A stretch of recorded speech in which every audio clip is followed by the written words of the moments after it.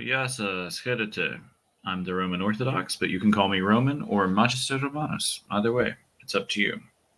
So, this video is going to be kind of a trip through my past, but at the same time, a reflection on where I am presently, as far as, well, some might say the most important aspect of our Christian faith. Some might say it's at least a very important aspect of our Christian faith, and that's the Bible. And I wanted to talk about the Bible today because recently I've been reading through this Bible, the Catholic edition of the New Living Translation of the Holy Bible. And I've been doing something a little different from what I normally do as far as reading the Bible. Usually I just read a few passages a day or I read the liturgical readings. But every once in a while I get it in me to read the whole Bible. And so over the last few months, although originally it was meant only to take me about a month and a half, unfortunately, a little baby came along.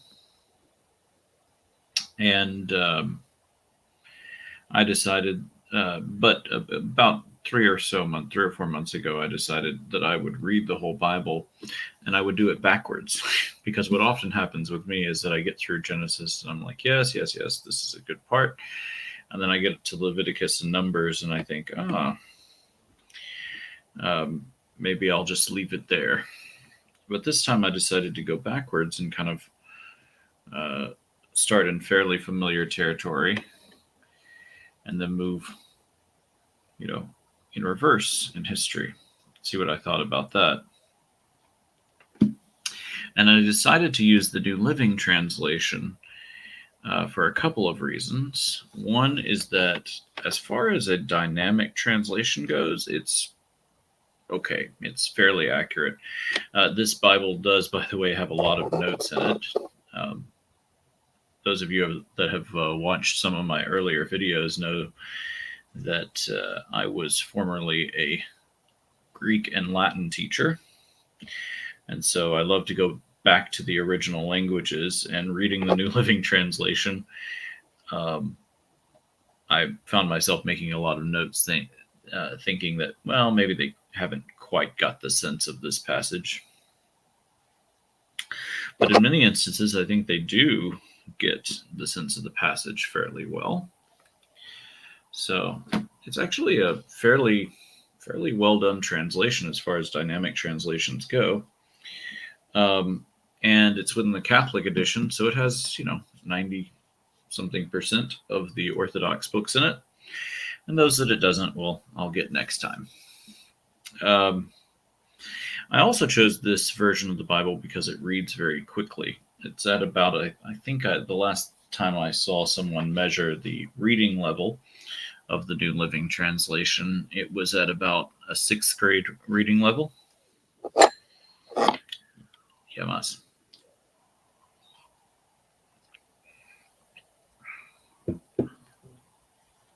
And while I read it considerably higher than that, I think, perhaps, I decided that part of the goal here was to read quickly and try to get as much from the context as I possibly could. So I thought something that I could read and process sort of just very rapidly would be a good choice.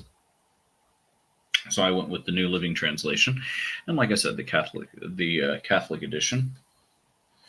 And when I can't lug this big book around, then I stick this one in my pocket, which is a little compact edition of the New Living Translation that just has the 66 book canon in it. So that won't work for the next few weeks because I'm in the book of Sirach. But nonetheless, this little version is awfully nice to carry around. I thought I heard a baby in the background, so I apologize for stopping. Okay, Well, so that's where I am right now. The New Living Translation, as I said, it's a pretty good um, dynamic translation. I do hear a baby. Hold on one moment. And we're back. I was hearing a baby, and she appears to be all right and with her mama. But there we are. So as I said, right now I'm reading through the New Living Translation. But where did I start in this biblical journey? I've always been a big Bible reader. So from the time that I, sort of consciously considered myself a Christian, which is about 6 or 7 years old, when I was in a very backwoods Baptist church, I loved to read and look at and purchase, unfortunately, Bibles. I've never been a big premium Bible buyer because I like to read them about as much as I like to look at them and hold them. So I tend to go for versions that I can afford and that I can get quickly. And anyway, when I started out reading the Bible, it was, well, this version, maybe not this edition, which is kind of a weird edition of the Bible in Roman font, but kind of laid out in a way similar to the 1611 edition of the King James Version. But this was the version of the Bible that was used at my Baptist church. And I remember thinking the Bible is awfully hard to understand. That was one of the sort of thoughts that went through my mind. But I also didn't think it was that difficult. And the fact that I grew up on the King James Version meant that when it came to reading Shakespeare in school, for example, I found it rather easy, where those who had grown up on other similar types of translations, like the New International Version, were maybe a bit more lost. But the King James Version was my usual go-to for the Bible. I always found the New International Version a bit like it was talking down to me, and so it was not really my usual translation. One of the big discoveries that I made with the King James Version was in a little Bible bookstore in my hometown, where they sold a copy of the King James Version Apocrypha, which this edition has in it, by the way. So maybe at some point I'll make a point of reading through the King James Version again with the Apocrypha. Have read all of the King James Version at various times in my life, but never just straight through with the Apocrypha. But there's the Apocrypha in the King James Version, starting with First Esdras. Beautiful translation. But as I was saying, the little local Bible bookstore had a copy of the King James Version Apocrypha in it. And discovering that the King James translators chose to include the Apocrypha in their Bible was a big turning point for me in my faith, because I realized that perhaps my little local Baptist church hadn't told me everything that I needed to know about the Bible, about the history of the church, about Christianity. And so discovering the Apocrypha was a big deal. And I think from the first moment that I read the Apocrypha, I thought this probably should be in our Bibles, especially the Book of Wisdom, which, it's a very late book. It's entirely possible that it, as far as I know, it's entirely possible that it postdates, parts of the New Testament. We don't know that for sure. It probably doesn't, or at least events in the New Testament, not postdates the New Testament itself. But, it's a very late book, but upon reading it, I said, this is entirely in line with my faith.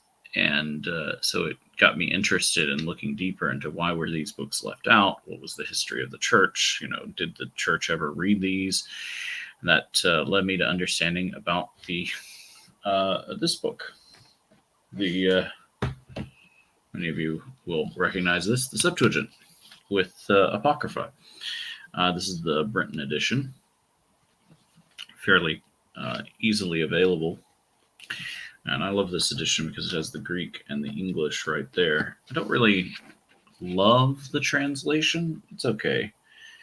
A bit like the King James Version, but a little more clunky than the King James Version. And this sort of really pointed me in the direction that the early church was, something quite different from what I was experiencing in my little Southern Baptist church. Although I have no regrets about my little Southern Baptist church. I learned a lot about the Bible in our Sunday school class. As far as when I was growing up Baptist, the two big translations that I often heard referred to, and keep in mind that this was in the 90s, were the New International Version, which we used in our youth group, which was never my favorite Bible, but it was nonetheless a Bible that was around the church quite a bit.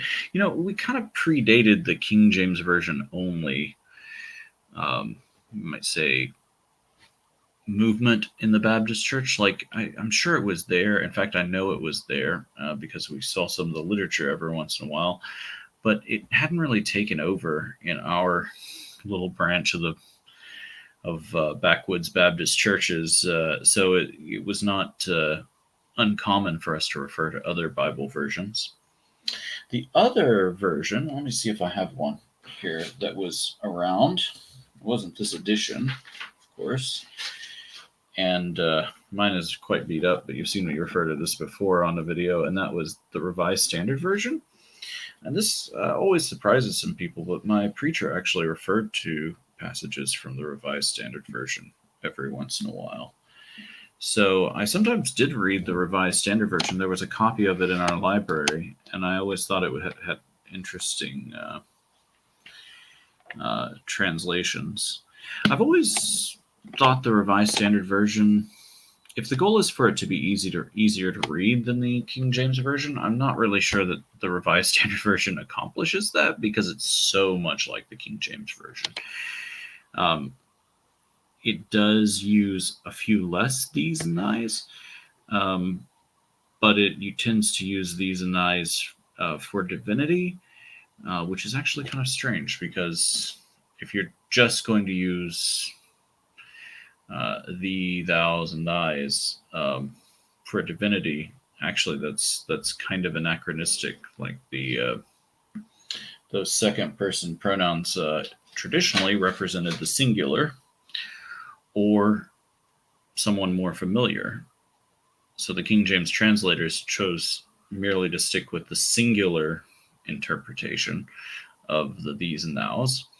And so they used thee and thou for God and for people and, what have you, just so that they had a good, accurate translation.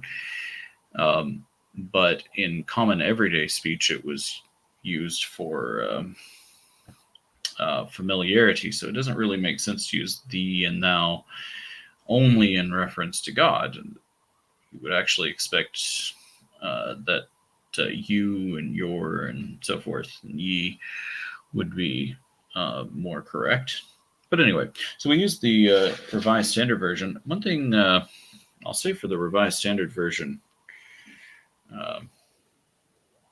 just sort of off the cuff right now, as far as I know, the Revised Standard Version has the most widespread acceptance amongst Orthodox jurisdictions. In fact, the Antiochian Church's lectionary, official lectionary, I believe, is based on the RSV. And the RSV is given out to military members if they identify as Orthodox. This version has the Apocrypha in it, the Common Bible. I really would like a nice edition of the Common Bible, and who knows, I may, if I can ever figure out how to get it done, I may even see if this can be rebound. But the Revised Standard Version is an interesting translation, and like I said, it's one of the most um, widely accepted in the Orthodox Church. I've never. I'm not going to lie. I have another Revised Standard Version here that I think is very beautiful. This is the Revised Standard Version, Second Catholic Edition. This updates those these and nows, and it's produced by a Catholic publisher, St. Ignatius Press, not to be confused with St. Ignatius Orthodox Press, but St. Ignatius Press. Sometimes it's called the St. Ignatius Bible. And oh boy, isn't that a beautiful edition of the Bible? I've always thought this translation is marvelous. If we could get to using this instead of the original RSV, we'd be doing quite well.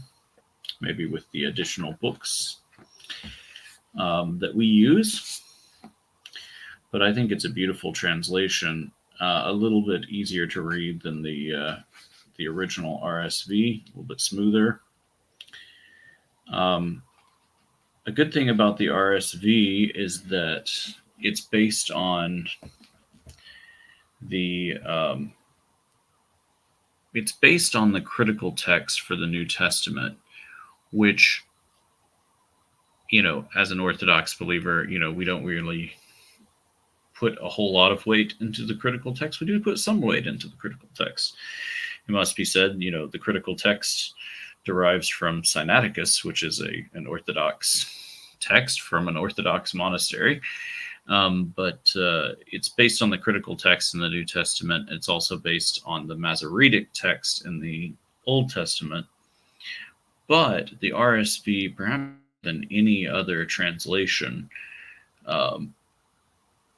in any modern translation, does rely very heavily on the Septuagint and the Dead Sea Scrolls and those sort of other ancient documents that I think do fit in very well with the Orthodox faith. So it's kind of a good synthesis between the different textual traditions, and I think that's a good thing. That's one really good thing about the RSV. Okay, so as a Baptist, I read the RSV, the KJV, the NIV, which I don't have a copy of. I also read the NKJV, and I don't have a full copy of the NKJV here with me. I have a one-year Bible in my library, but I didn't think I would get that out. I read the NKJV, and I always thought that it was a very good translation as well. The RSV, the NKJV, they're kind of similar in terms of readability. But one thing I've always liked about the NKJV is the ability to read along with someone who's using the KJV, and it's so similar that it's not difficult to follow along with at all. Well, and we'll come back to the NKJV here in a little bit whenever we talk about my Orthodox years. So I did a little dip over into mainline Protestantism. And again, these are two Bibles that I don't have copies of with me here. I think I gave away all of my copies, but I gave away one copy, and then I had one that just sort of wore out on me. But I was a mainline Protestant. I was an evangelical Lutheran for about a year before becoming Catholic. And when I was a mainline Protestant, I think my primary Bible was the KJV, stemming from the old prayer book tradition, and the New Revised Standard Version, which was used liturgically by the Evangelical Lutheran Church in America. It always struck me that the NRSV was not as despite its reputation for accuracy, I actually think the NRSV sometimes gets it terribly wrong. I can't think of any specific examples right now, but the NRSV is just one that I've never really trusted as a translation. It's always just struck me as something that's very sort of agenda driven, perhaps. But, as far as the translation goes, I don't want to go too strongly against Tim Wildsmith. I know he loves the NRSV, but the NRSV has never really been my translation. The other translation I used a lot as a mainline Protestant, it's actually a Catholic translation, but the New Jerusalem Bible, which, as far as being a dynamic translation, I think is very good, or I used to think it was very good. I apparently thought it was good for a long time because I wore it out, and I particularly liked that it had the Apocrypha, or the Deuterocanonicals, as Catholics and Orthodox refer to them.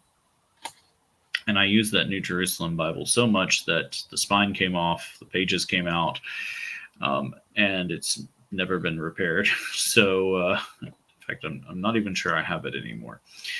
But, that Bible I used a lot, and it, again, kind of clued me into the fact that there was more to the history of the Bible and the church than what I thought. And that was an important discovery. Dig into the Bible, and when I read things like First Corinthians, it was clear to me that the theology of, say, the memorial theology of the memorial theology of this church was not correct. That, in fact, we should be talking about the body and blood of Christ as being the body and blood of Christ, just like it says in First Corinthians. So digging into the Bible was transformative for my faith. Digging into Ezekiel, digging into Revelation, and seeing the connection between the Old and the New Testaments. That was key to seeing that the church should be a continuity of the Old Testament, and that's something that's really come out in my latest read through of the Bible. When I was Catholic, so I became Catholic in college, and my go-to Bible was generally, I'm going to put two together here. My go-to English Bible was generally the RSV CE, or the RSV Second Catholic Edition. I had a little RSV CE, which I also liked quite a bit. And I've been desperately trying to find, unsuccessfully. But the RSV CE, the RSV Second Catholic Edition, those two editions of the Bible, those were my primary English Bibles. They're the ones used in the Catechism. They're the ones preferred by scholars like Pope Benedict XVI, who I still have a lot of respect for. Even though he's passed away in terms of his writings, I have a lot of admiration for the work that he did. So I'd say the RSV Second Catholic Edition, the NAB, New American Bible, never really my thing. But the one I want to set against this is just the Latin Vulgate, because, of course, in college I studied Latin. So I spent a lot of time reading just the Bible in the Latin Vulgate. And again, if there was such a thing as an Eastern Orthodox church that used Latin, well, the Latin Vulgate wouldn't be a bad choice for a translation to use, because it does take into account the Hebrew along with the Septuagint. And then the New Testament is based on ancient texts that have Orthodox usage throughout the years. So I quite loved the Vulgate. What I was not a huge fan of, I think this is probably one of my most beautiful Bibles. This is the Douay-Rheims version. Actually, it's the Douay-Challoner version. But, beautiful. Got the gilding on the side. If you open it up, it has a King James style text, verse by verse. And then has little notes at the bottom with explanations of the text from a Catholic perspective. But I was never really a fan of the Douay-Rheims translation of the Vulgate. Even though it's a very literal translation of the Vulgate, generally speaking, it comes off as clunky, whereas the the Latin Vulgate is, very smooth and has this wonderful Italianate. Actually, let me back up. It's not exactly Italianate. It's the North African ecclesiastical version of Latin, and it has this very smooth prose, and I don't know. In my opinion, it's a beautiful translation of the Bible, whereas the Douay-Rheims is not. King James English, but kind of less poetic. Let me see if I can give you a good example. Doing this off the cuff, which I probably shouldn't do. But let's see. I think maybe Psalm 23 is the best example. Now, it must be said that by translating the Latin so literally, it's kind of bound to this, I don't know, slightly wooden translation. But if you think of Psalm 23, you all probably know it in the King James Version. So Psalm 23.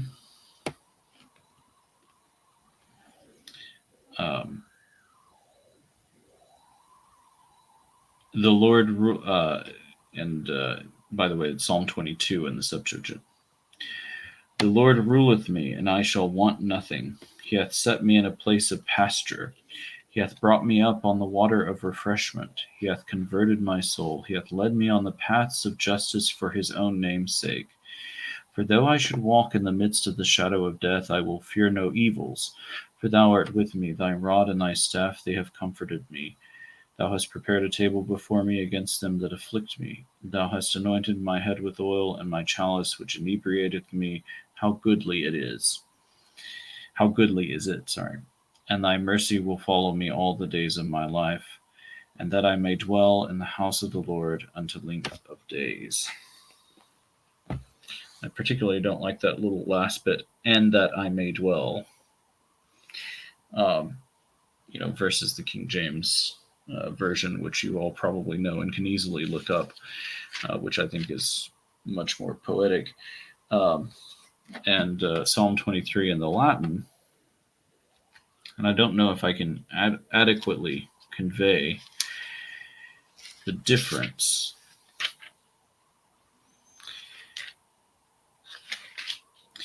So it's the same meaning. The Lord ruleth me.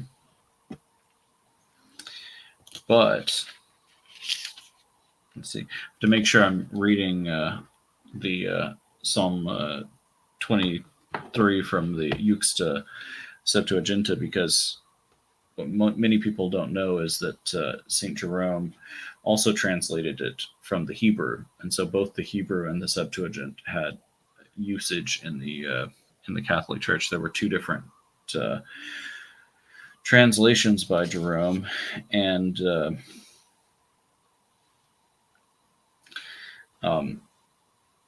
they're a bit different from one another.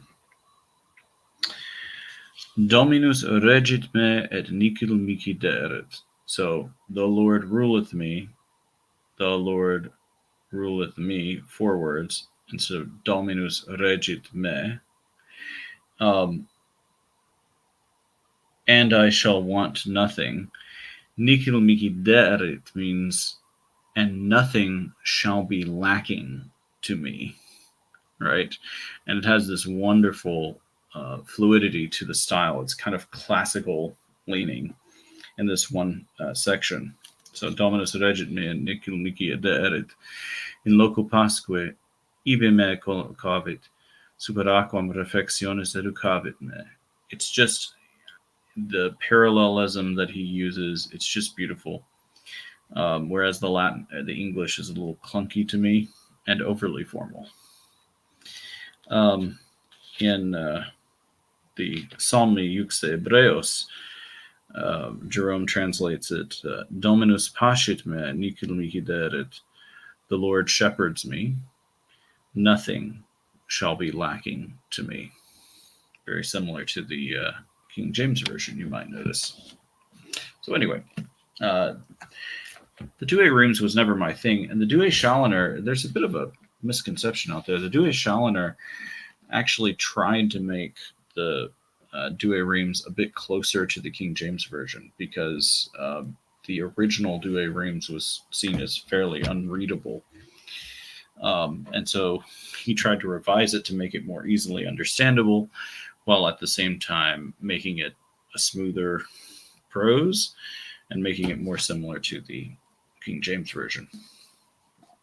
He also used the Hebrew and Greek, so there are times when the Douay Challoner departs from the most commonly accepted Latin text. Let's see, what else? Okay, so as a Catholic, New American Bible, not really my thing. I use the Revised Standard Version Catholic Edition, and the Douay Rheims I didn't really like, but I loved and still love the Latin Vulgate. What about when I became Orthodox a couple of years ago? What have been my go-to Bibles? Well, first of all, I will say that Orthodox believers have an embarrassment of riches as far as the Bible goes. It's often said that there is no, true Orthodox Bible because there's no translation directly from the Septuagint into English that's in modern language, and it's not paired together with the patriarchal text or a translation from the patriarchal text. And so a lot of Orthodox believers will tell you there is no Orthodox Bible. I would actually say the opposite. They're all, roughly speaking, Orthodox translations. Maybe the NRSV and some of the modern translations that try to get in Protestant or liberal theological meanings into the text. Maybe we could say that those aren't Orthodox, but the Orthodox Church, as far as textual traditions go, has never had, a monolithic rule about where translations come from. So, for example, it's often said that an Orthodox Bible should translate the Old Testament from the Septuagint. But the Russian Synodal translation, for example, didn't do that. And when you say the Septuagint, which Septuagint are you talking about? We don't have the original Septuagint, of course, translated by the 70 scholars. But, what we have are several different recensions, some by church fathers, of that text, usually with reference to Hebrew text or with reference to other Greek texts. We have lectionaries. We have texts like Sinaiticus, which again is, a text that was kept in the vaults of St. Catherine's Monastery. There is no one Septuagint, and I would argue, there not being just one Septuagint, it's also the case that the Orthodox Church has used various texts as the basis for its translations. And so I would say that, you can kind of convince yourself of the validity of almost any textual tradition if you look into it hard enough. And pretty much all of the Bibles, again, with some exceptions for very ideologically driven Bibles, are very usable by Orthodox believers. I know there are some Orthodox priests out there who strongly suggest this translation, and I keep this translation on the shelf pretty handy, and that's the English Standard Version as a conservative update to the RSV. What I will say is one thing that makes it a conservative update to the RSV is that the ESV kind of rejected a lot of Septuagint readings. So while I would say that the Septuagint, it doesn't have to be, an Orthodox Bible doesn't have to translate directly from the Septuagint, it should certainly take that textual tradition into account, particularly since we found more and more Hebrew and Aramaic support for Septuagint readings over the years, and as well as the Samaritan Pentateuch. But the ESV, while being a fairly accurate translation of its underlying text, tends to rip out any Septuagint readings, and at the very least put them in a footnote. So, that said, this is a Cambridge ESV. This is one of my favorites because Cambridge, I mean, they just do such beautiful work, and the binding on this translation, the print, the references, it's so good. But as far as a translation goes, it does have some deficiencies for Orthodox use. But like I said, you can use it. It's a good translation, and it's a very accurate one. But many of you would think that my go-to Bible would be this one, the Orthodox Study Bible, which is based in large part on the New King James Version. And it is and it isn't. I sometimes use it because it's the Bible that I have handy, and because especially if I'm talking to an Orthodox person, referencing the Orthodox Study Bible, is a pretty safe bet. But I wouldn't say it's an overly accurate translation of the Septuagint, partially because in many cases it follows the New King James Version rather than the Septuagint. And the other thing I would say about it is that the notes in the Orthodox Study Bible, the translation is one thing, the notes are another thing, I get that, but the notes in the Orthodox Study Bible, sometimes I actually find them a little less helpful than one might think,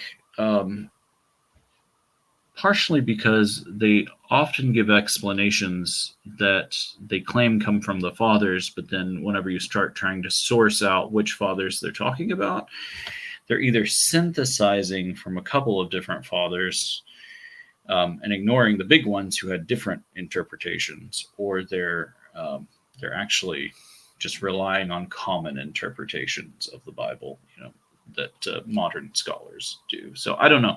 The Orthodox Study Bible notes, as an amateur, I would say they're not the most helpful. But there it is. The other sad thing. So the New King James Version has wonderful textual notes in both the Old and New Testament, explaining the different textual sources. And you can see there are no textual notes in the Old Testament of this book. So you don't even see where there have been variant readings in the Old Testament. And what's weird about that is that if you turn to the New Testament, I'll try to get this zoomed in here. If you turn to the New Testament, it has all of those wonderful textual notes that the New King James Version is rightly lauded for, showing you the different textual sources for the Bible. And to me, like base level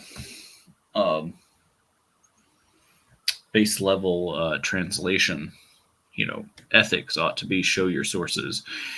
And the Orthodox Study Bible really doesn't do that, in my opinion. Out there, of course, we have the Eastern Orthodox Bible. I have the Book of Gospels here, published by St. Ignatius Orthodox Press.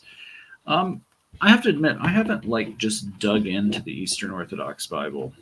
I know it has some weird things about it, like to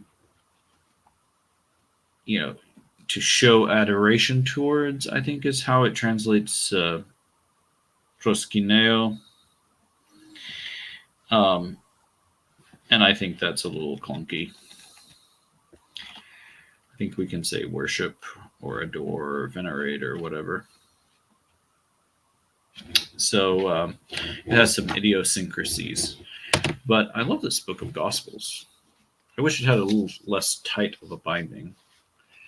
But for a liturgical book, it's kind of nice, especially for a little chapel. This is often on my icon mantle.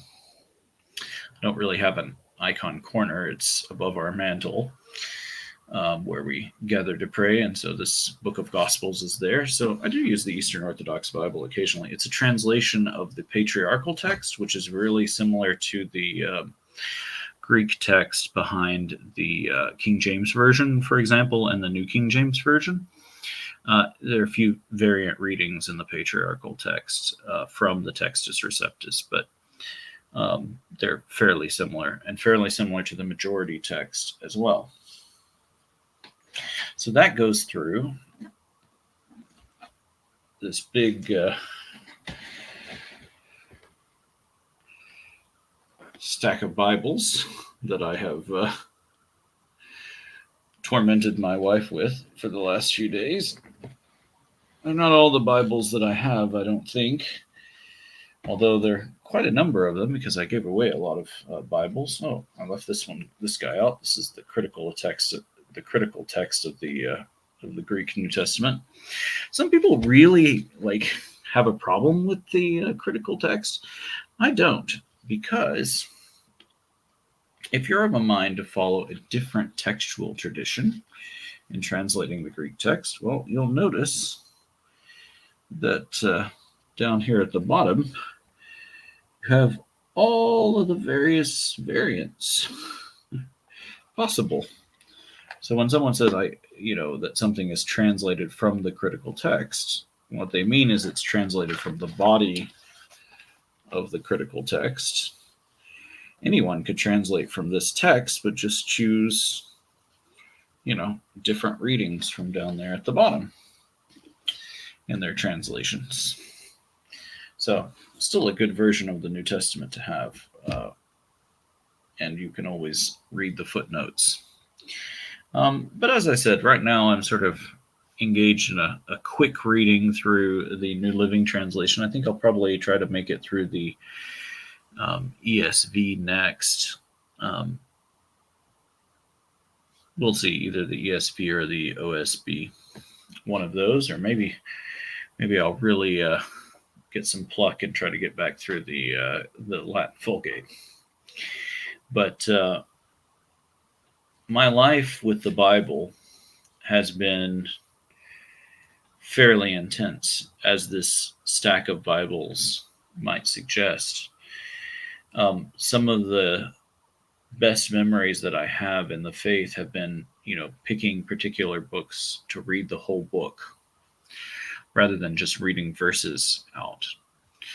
And in particular, I think about when I was going to a Baptist church as a young man, or being raised in the Baptist church. Sermons tended to pick out, maybe 4 or 5 verses and base a whole sermon around that. And that might be the only scripture that you get in the course of a worship service. And I remember thinking that was unfortunate, that we needed to read more Bible, if nothing else, on Sunday. And so one of the things that attracted me to mainline Protestantism, at least initially, was that we read through the Bible in fairly large chunks using the Revised Common Lectionary. And that really, spoke to me, because I loved reading the Bible. And I read, all of the Bible when I was young. And I read little bits of the Bible, and I read whole books of the Bible. And when you read a whole book of the Bible, like read Isaiah, for example, or read Jeremiah, or one of my favorites when I was a kid, Lamentations. I love the book of Lamentations. Or Ezekiel. If you really want to have an interesting experience, read the book of Revelation and then read the book of Ezekiel right after it. It'll change very much your interpretation of the book of those two books, I think, or especially the book of Revelation, if you just read it in parallel with one of the other prophetic books of the Old Testament.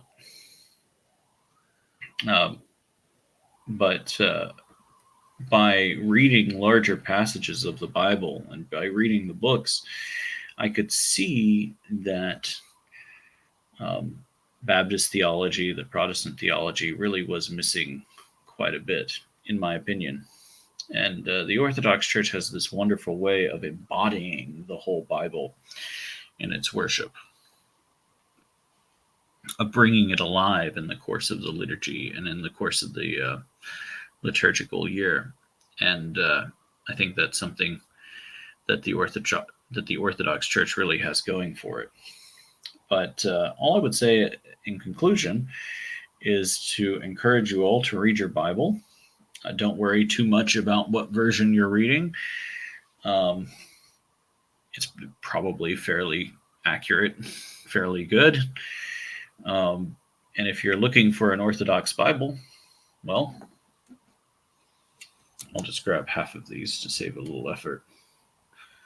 I think so we got one falling down, don't we? If you're looking for an Orthodox Bible, well, all of them are the Orthodox Bibles. So pick them up and read Tolle et Lege. And with that, I'll say Kalispera and mention that I've enjoyed reading all of your comments. And I think a lot of these Bibles were mentioned, especially the Revised Standard Version Second Catholic Edition was really highly recommended by all of you guys. And I completely agree. Really good Bible version. And that edition is gorgeous. I would put that on in an icon corner with no problem. Particularly if my priest would bless the icons on the front. All right. Kalispera. Have a very good evening. Adiosas.